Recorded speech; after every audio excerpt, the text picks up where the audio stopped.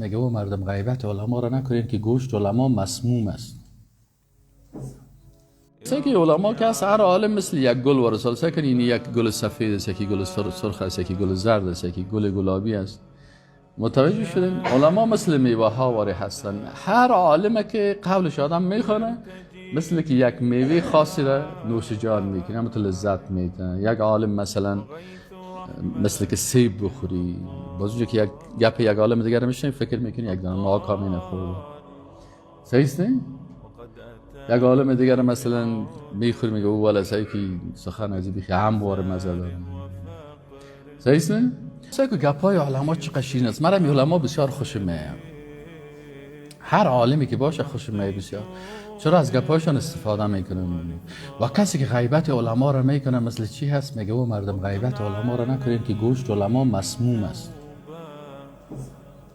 فهمیدی؟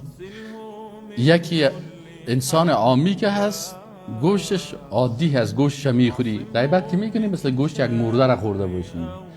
باز گوشت مرده که زاردار باشه او باز بسیار خطرناک.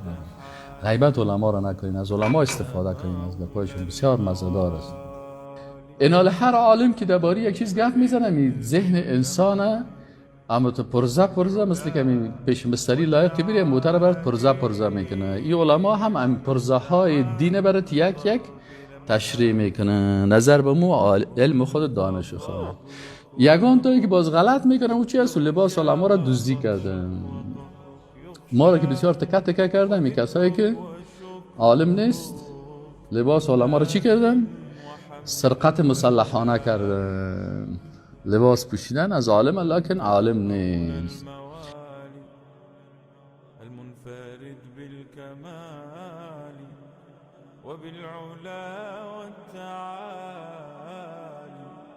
علوت عن ضرب